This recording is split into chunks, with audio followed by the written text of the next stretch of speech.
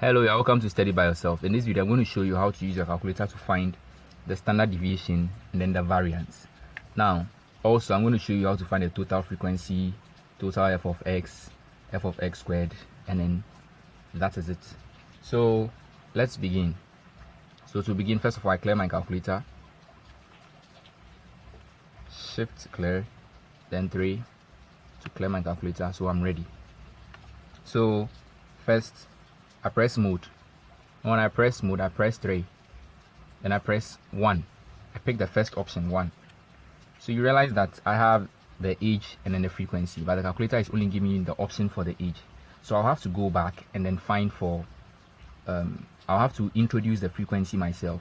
So I'll have to clear first and then change the setup of the calculator. So 3, then I press equal to, then I press AC. Okay, so I press shift and there's setup on top here, on top of the mode.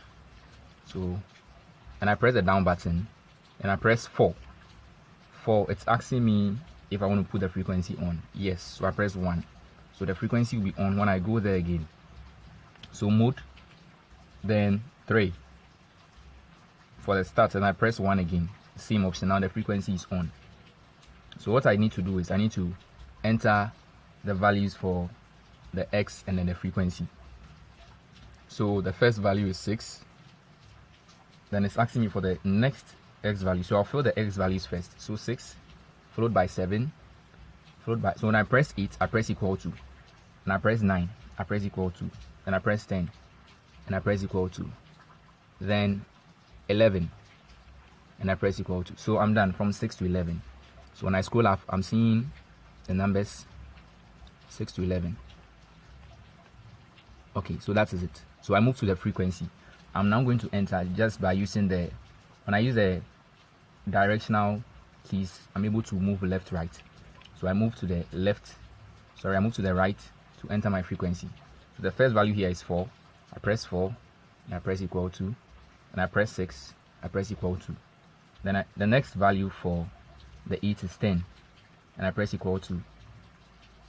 Then the frequency for the 9 is 11 and I press equal to, and the frequency for 10 is 8 and I press equal to. The frequency for 11 is 1 and I press equal to. Yes, so I'm done with entering the data. So the next thing I'll do is I have to press AC. Yes, maybe you are thinking the data is lost. It's actually not lost. So to see if our data is still intact, I press shift. Now when you look on 1, you can see start. So I press 1. So when I press shift and then 1, and I press the down button. Okay, there was no need to press the down button. So I said we wanted to see if our data is still intact. So after pressing the shift and then the 1, this displays, and I tap on 2. I press on 2 to show my data. So my data is still logged in. So I can still press AC and relax because my data is still intact. The next thing I do is I'm going to show you how to find the total frequency. And in order to find the total frequency, I still have to press shift and then 1. Then the next thing I do is I choose VAR, which is 4. In order to get a total frequency is the symbol N.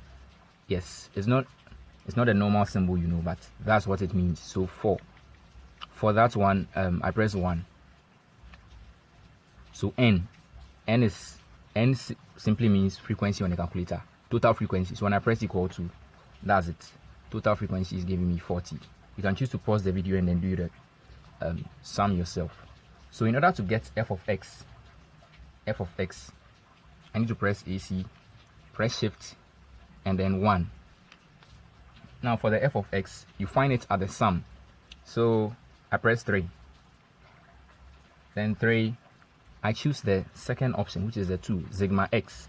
Now actually, that's what the calculator uses as total of f of x. So when I press 2, yes, the symbol is appearing. So for f of x, the total of f of x, when I press equal to, that's what it's giving me, 336. So that is it.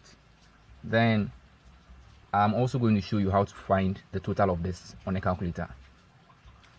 So with that one, so I press shift and I press 1.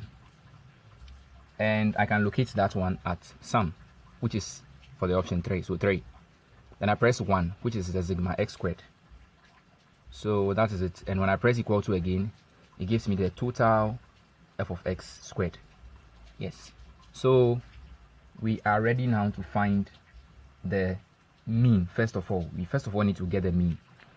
So in order to get the mean, we still press our shift and then 1. Then we can locate the mean at var, so 4 equals, now the x with the bar on top is the mean, so 2 equals, so 8.4. That was the mean I got, 8.4. So we are moving on to find the total, not the total, but the standard deviation.